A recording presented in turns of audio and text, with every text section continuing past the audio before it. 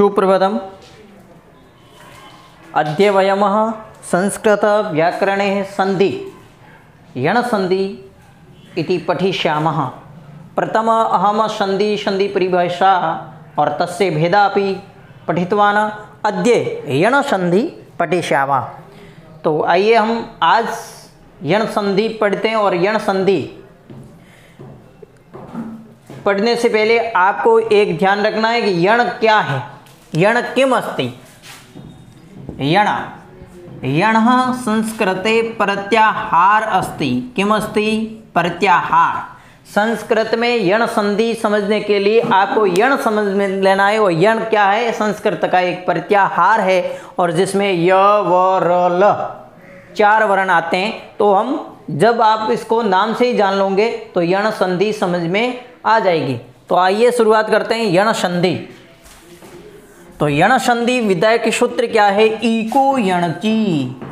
Eco यणसि। Eco यणसि Sanskrit परिभाषा अस्ति। संस्कृत सूत्र अस्ति यण संधि परिभाषा अस्ति इको यणसि। इको यणसि किम कथ्यति? इको यणसि सूत्र क्या कहता है? एक स्थाने यण स्यात् असि संहितायां विषय। एक यण और अश एक के स्थाने यण स्यात् यण भवति अशि संहितायां विषय। संहितायां संधि। संहितायां का अर्थ है संधि। संधि के विषय में एक प्रत्याहार है। एक इसके स्थान के बाद एक स्थान है यण भवति। एक के स्थान पर यण हो जाता है। कब होता है? अस परते परे रहते। यदि अस परे रहते, अस का अर्थ है स्वर। अस का अर्थ क्या है? स्वर। तो इसका हिंदी अर्थ है एक का अर्थ है ई उ री और री के बाद अश मतलब स्वर आए तो आने पर इनके स्थान पर यण हो जाता है। कर्मश यण हो जाता है। ई को य हो जाता है, उ को व हो जाता है, री को र हो जाता है, ली को ल हो जाता है। समझ में आ गया होगा कि एक इको यणसि सूत्र कहता है, क्या कहता है? एक स्थाने यण स्यात्। एक के स्थान पर यण हो जाता है। कब होता है? असि संहितायां विषय। स्वर परे रहते। और संधि के विषय में जब हम संधि का ज्ञान पढ़ेंगे, संधि पढ़ेंगे, उस समय एक के बाद यदि कोई स्वर आता है, मतलब ई उ री के बाद यदि स्वर आता है तो इनके स्थान पर क्या हो जाएगा? यण हो जाएगा। य व र ल हो जाएगा। एक के स्थान पर क्या हो जाएगा? ई के स्थान पर य, उ के स्थान पर व, री के स्थान पर र और री के स्थान पर ल हो जाएगा। तो एक का मतलब है ई उ री ली। ई का मतलब ई और दीर्घ, उ का मतलब उ और दीर्घ उ, री का मतलब री और दीर्घ री, और री का मतलब री। और इनके बाद क्या आए? स्वर। अस आए तो क्या हो जाता है? अस का मतलब स्वर आए तो इनके बाद एक के बाद ई दीर्घी उ दीर्घ री और री के बाद अश या स्वर आए तो इनके स्थान पर ई के स्थान पर य, उ के स्थान पर व, री के स्थान पर र और ली के स्थान पर ल हो जाता है। ये नियम है, लिख लीजिएगा।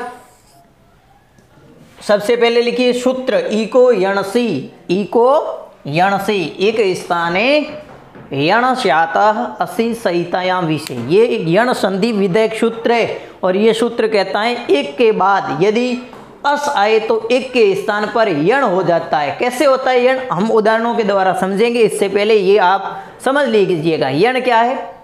जब हम महेश्वरी सूत्र पढ़ते हैं उसमें एक और यण संधि जिस नाम से ही पता चल जाता है। यण का मतलब है य व र ल। और ये किसके स्थान पर होगा?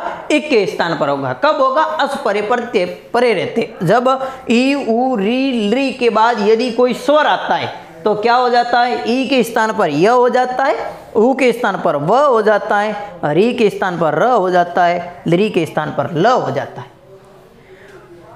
लिख लीजिएगा और समझ लीजिएगा। केवल एक ही नियम है इको यणसि। क्या है? इको यणचि। एक स्थाने एक के बाद क्या आए, अस्वर आए तो एक के स्थान पर क्या हो जाता है, यण हो जाता है। क्या हो जाता है, यण। यण का मतलब है य व र ल, 4 वर्ण याद रखने। एक के बाद यदि स्वर आए, अश आए, संस्कृत में स्वरों को अस कहते हैं क्योंकि अस जो प्रत्यार होते हैं उसमें स्वर आते हैं और हल में प्रत्यार में व्यंजन। तो अस आए तो क्या हो जाता है, ई को य हो जाता है, ऊ को व हो जाता है, री को र हो जाता है, लरी को ल हो जाता है। लिख लीजिएगा। हाँ, तो अब हम उदाहरण पढ़ते हैं किस प्रकार से ई के बाद यदि कोई स्वर आता तो य हो जाता है। सबसे पहले हम पढ़ेंगे ई या दीर्घ ई के बाद यदि अन्य कोई स्वर आए तो य कैसे होता है, उनके उदाहरण पढ़ेंगे। तो पहला उदाहरण हम सूत्र और यण संधि में पहला उदाहरण हम लेते हैं और पहले उदाहरण का मतलब हम क्या लेते हैं, शुद्ध्युपास्य।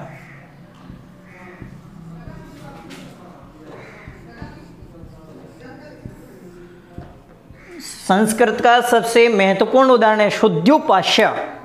किमस्ति, शुद्ध्युपास्य। तो आपको इस संधि में मैं आपको बता देता हूं कि आपको संधि विच्छेद कहाँ करना है। इस संधि में, यण संधि में आपको य व र ल दिखेंगे। क्या दिखेंगे, य व र ल दिखेंगे और उनसे पहले य व र ल से पहले आधा व्यंजन होगा। क्या होगा, आधा व्यंजन। किम व्यंजनम भवति, तो आधा व्यंजन होगा य व र ल और उससे पहले आधा व्यंजन। और इसमें आपको य व र ल दिख रहा है, इसमें से आपको दिख रहा होगा य, दिख रहा है य। तो य से पहले यहां पर य है और य से पहले क्या है, आधा व्यंजन।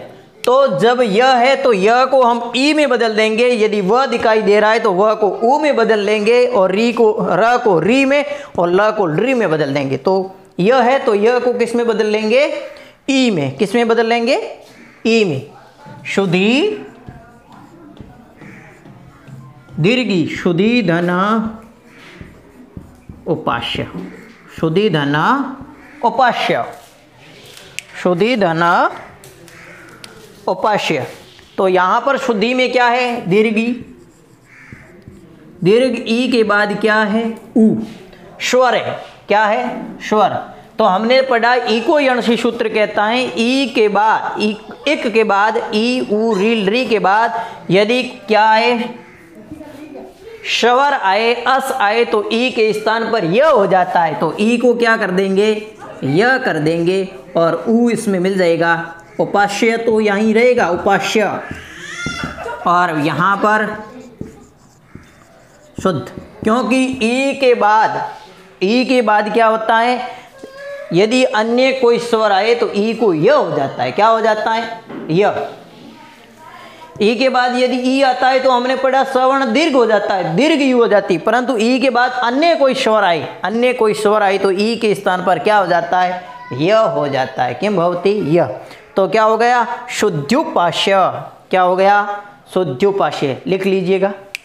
ई को य हो गया है, यहाँ पर क्या हुआ है, जो दीर्घ ई के बाद स्वर आया है और ई को क्या हो जाता है, य हो जाता है और क्या बन जाता है, शुद्ध्युपास्य। एक और उदाहरण देखते हैं, प्रत्येकम।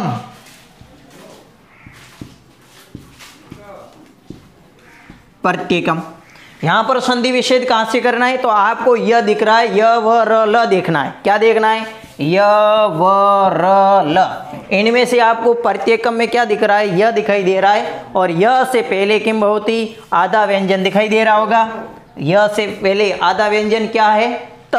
तो जहां पर यह दिख रहा है वहां पर आपको क्या कर देना है, ई कर देनी। संधि विच्छेद करते समय यह को ई में बदल देंगे तो क्या हो जाएगा, ई की मात्रा त में, आधे जो पहले आधा व्यंजन है उसमें ई की मात्रा लगा देंगे तो क्या बन जाएगा, प्रतिधना एकम।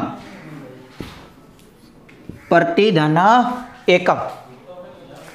यहां पर प्रति में क्या है, ई और उसके बाद क्या है, ए। तो हमने पढ़ा ई को यणसी सूत्र कहता है, इक स्थाने यण स्यातः। इक के स्थान पर यण हो जाता है, अस परे रहते। तो यहाँ अस मतलब स्वर है ए।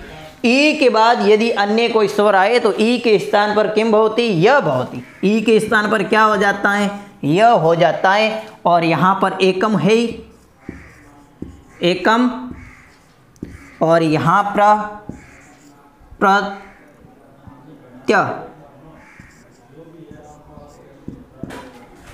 प्रत्येकम मिलाएंगे तो क्या बन जाएगा, प्रत्येकम। तो आपको समझ में आ गया होगा ये क्या थी, दीर्घी, ये हर्ष हुई। ई के बाद यदि अन्य कोई स्वर आता है तो ई के स्थान पर क्या हो जाता है, य हो जाता है। क्या हो जाता है, य। एक और उदाहरण देख लेते हैं, यद्यपि।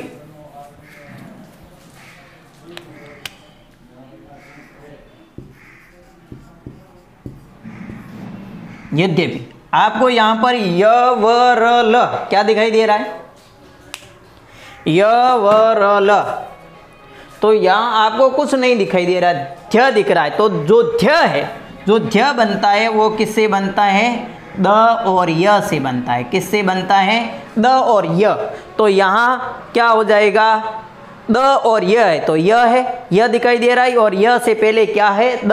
तो जहां पर य होता है, य को हम किस में बदल देते हैं, ई में, और ई की मात्रा किस में लगाएंगे, द में। तो क्या बन जाएगा, यदि धन, और इसमें किसकी मात्रा है, अ की। तो यदि धन अपि, यद्यपि, यदि धन अपि। तो यहाँ पर द में किसकी मात्रा है, ई। ई के बाद क्या आया है, स्वर, अस आया है। अन्य कोई स्वर आया है तो ई के स्थान पर, ई को यण सी सूत्र कहता है, ई के स्थान पर यण हो जाता है और ई के स्थान पर य हो जाता है। और क्या बनेगा, यद्यपि। क्या बनेगा, यद्यपि। अगले उदाहरण पढ़ते हैं हम ऊ के। ऊ को क्या हो जाता है, व हो जाता है। ऊ को क्या हो जाता है, व। स्वागतम, स्वागतम उदाहरण है, स्वागतम, स्वागतम। तो यहाँ पर आपको य व र ल जहाँ से कोई दिखाई दे रहा है वहाँ से संधि विच्छेद करना है। और यहाँ पर हमको दिखाई दे रहा है व से पहले क्या है, आधा व्यंजन, आधा व्यंजन। स्वागतम है तो किसकी मात्रा लग जाएगी, व दिख रहा है तो व में किसकी, व होता है तो व को किस में बदल देंगे, ऊ में। जब व दिखता है तो किस में बदल लेंगे, ऊ में। और शूधन आगतम, शूधन आगतम, स्वागतम, शूधन आगतम। क्योंकि हमको यहाँ स्वागतम में शु धन आगतम करेंगे, व दिख रहा है, व को ऊ में बदल देंगे और स्वागतम बन जाएगा। और श में किसकी मात्रा है हम देखते हैं तो ऊ के बाद आता है आ, अन्य कोई स्वर। और हमने पढ़ा इको अंशी सूत्र कहता है कि ऊ के बाद यदि अन्य कोई स्वर आता है तो ऊ को क्या हो जाएगा, व हो जाएगा। क्या हो जाएगा, व। और यहाँ पर श हलंत रह जाएगा और यहाँ पर आगतम मिलाएंगे तो क्या बन जाएगा, स्वागतम। क्या बन जाएगा, स्वागतम। लिख लीजिएगा, स्वागतम, शूधन आगतम, अन्वय,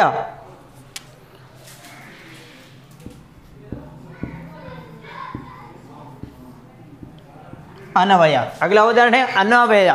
यहाँ पर य व र ल क्या दिखाई दे रहा है, य और व दोनों दिखाई दे रहा है, परंतु उनसे पहले क्या होना चाहिए, आधा व्यंजन। और आधा व्यंजन किन से पहले है, व से पहले। तो व है तो जब व दिखाई देता है तो हम किस में बदल देंगे, ऊ में बदल देंगे। किस में बदल देंगे, ऊ में। और व को ऊ करेंगे तो क्या हो जाएगा, अनु धन अय, अनुधन अय। अनु में है ऊ, धन अ। ऊ के बाद यदि अन्य कोई स्वर आता है तो ऊ के स्थान पर क्या हो जाता है, व हो जाता है। क्या हो जाता है, व। यहाँ शेष रहेगा अन और यहाँ पर अय मिलेंगे तो क्या बन जाएगा, अनवय। समझ में आ गया। एक और उदाहरण देख लेते हैं, मध्वरी।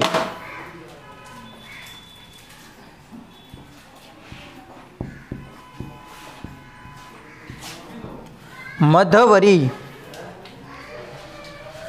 मधवरी का अर्थ होता है मधु को हरण करने वाला, मधु। और यहाँ पर आपको क्या दिखाई दे रहा है, य व र ल में से वह दिखाई दे रहा है, और वह से पहले क्या है, आधा व्यंजन है, और यहाँ से संधि विच्छेद करते हैं, और जहाँ पर वह दिखाई देता है वहाँ पर किसको बदल देंगे, वह को ऊ में। मधु धना अरि। अरि होता है, अरि का मतलब होता है शत्रु, मधु का शत्रु मध्वरी।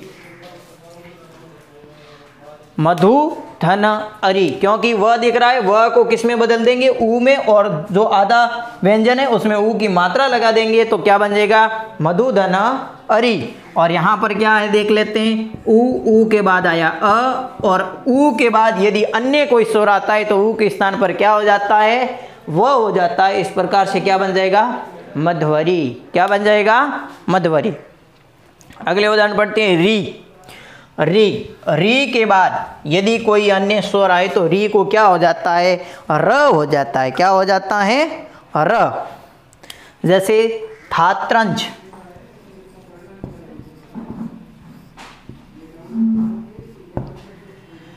थात्रंज, थात्रंज। यहां पर आपको क्या दिख रहा है, त्र। और जो त्र होता है ये एक संयुक्त व्यंजन है जो त और र से मिलकर बना होता है। त, र और अ, ये तीनों वर्ण मिलकर के क्या बनता है, त्र बनता है। क्या बनता है, त्र। तो यहां पर हमको क्या दिखाई दे रहा है, र दिखाई दे रहा है, और र से पहले क्या है, त। र से पहले क्या है, त। तो क्या होगा, जब र दिखाई देता है तो र की जगह की क्या करेंगे, अगले जो व्यंजन है उसमें री की मात्रा लगा देंगे। किसकी मात्रा, री की। और यहाँ पर आधा व्यंजन क्या है, त, और तो त में री की मात्रा लगाएंगे तो क्या बनेगा, धात्री। और यहाँ पर अंश, धात्री धन अंश, धात्रंश, धात्री धन अंश। यहाँ पर क्या है, री, और री के बाद क्या है, अ। तो री के बाद जब अन्य कोई स्वर आता है तो री के स्थान पर र हो जाता है। क्या हो जाता है, र, धा त र, और यहाँ पर अंश, और मिलाएंगे, और त और र जो जब मिलेंगे तो धात्रंश बन जाएंगे।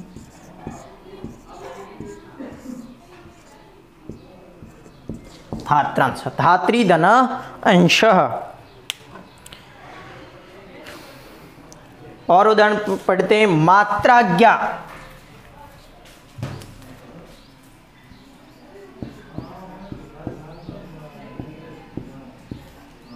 यहां पर भी क्या दिखाई दे रहा है, त्र। और त्र किससे बनता है, त और र से बनता है, और र से पहले आधा जो है व्यंजन वो त है, और र दिखाई देता है। र की जगह क्या हम कर लेंगे, री कर लेंगे। और मातृ, मातृ का मतलब है माता, मातृ धन आज्ञा, माता की आज्ञा, मातृधन आज्ञा, माता की आज्ञा, मातृज्ञा।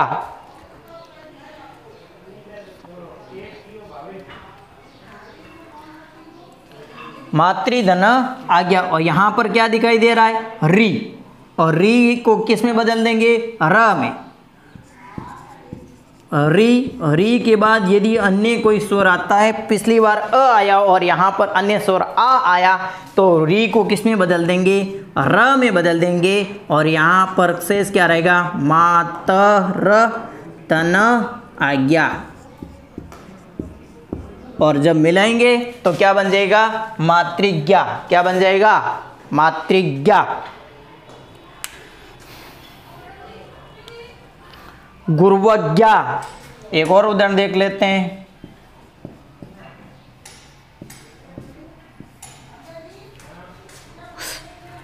सम्यताम गुरुवज्ञा।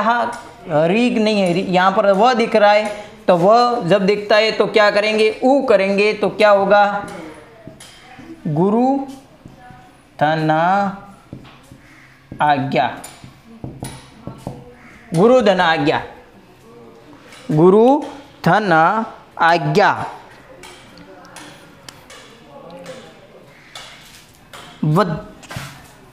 मात्रादेश ये हो गया। उसके बाद में हम पढ़ते हैं लृ के।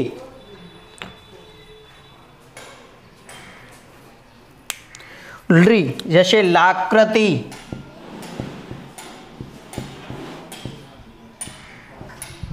इसमें आपको लृ में ल दिखाई देगा और ल से पहले कभी आधा व्यंजन नहीं दिखाई दे रहा है। जो ल है उसमें ल को क्या कर दोगे, ला को क्या कर दोगे, ल दिखाई दे रहा है उसमें लृ कर दोगे। क्या कर दोगे, लृ धन आकृति, लाकृति। ये लृ के बाद यदि अन्य कोई स्वर आता है, यहाँ पर आ आया तो लृ के स्थान पर क्या हो जाएगा, ल हो जाएगा। क्या हो जाएगा, ल, और आकृति मिल जाएगा तो बन जाएगा लाकृति। लादेश, लादेश, यहाँ पर जो ल दिखता है ल को क्या कर देंगे, लृ कर देंगे और आगे लिख देंगे आदेश। और यदि लृ के बाद अन्य कोई स्वर आता है, यहाँ पर आ आया और जब अन्य कोई स्वर आता है तो लृ के स्थान पर ल हो जाता है। क्या हो जाता है, ल, और में बन जाएगा लादेशः। इस प्रकार से हमने यण संधि में पढ़ा कि एक के स्थान पर यदि अन्य कोई स्वर आता है तो ई के स्थान पर य, उ के स्थान पर व, री के स्थान पर र और लृ के स्थान पर ल हो जाता है। तो अब आपको गृह कार्य के रूप में कुछ उदाहरण आपको क्या करने हैं, संधि विच्छेद करने। संधि विच्छेद करने, इन सभी को संधि की परिभाषा ये तो सभी को लिखना है ही, उसके साथ में आपको गृह कार्य के रूप में कुछ उदाहरण।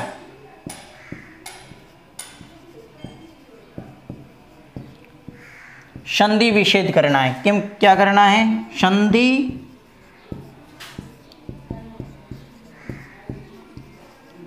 विच्छेदः कुरु। संधि विच्छेदः, और संधि विच्छेद यण संधि के ही उदाहरण इत्यादि।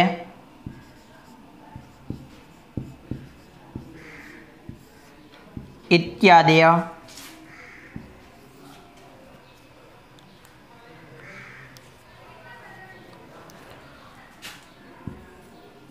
अभ्युदय,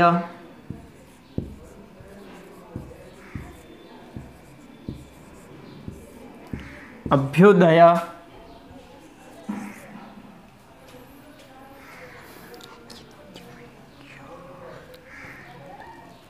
नद्योद्गम,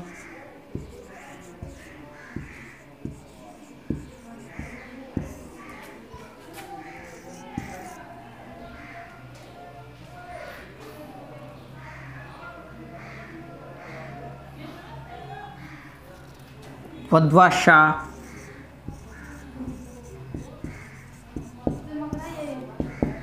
वध्वाज्ञा,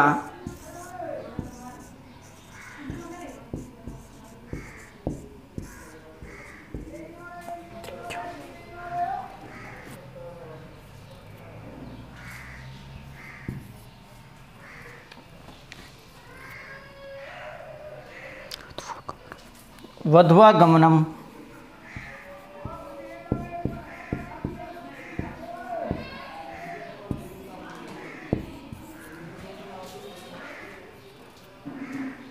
लादेश,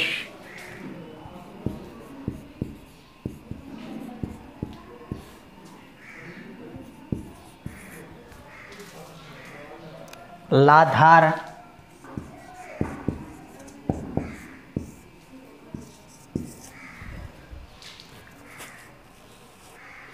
पित्राज्ञा,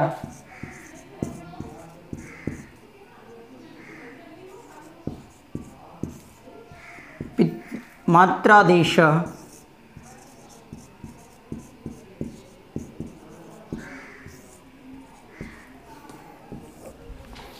इस प्रकार से आपको यह संधि विच्छेद करना और इस संधि की परिभाषा, संधि का संधि विधेयक सूत्र भी लिखना है और इसके साथ इनका सभी का संधि विच्छेद करना है। धन्यवाद। और यदि अभी तक चैनल को सब्सक्राइब नहीं किया तो चैनल को सब्सक्राइब कर दीजिएगा और वीडियो को लाइक और कमेंट कर दीजिएगा। और अगली क्लास में हम फिर इसी संधि यण संधि पढ़ लिए और उसके बाद में हम स्वर संधि का अगला भेद पढ़ेंगे। धन्यवाद।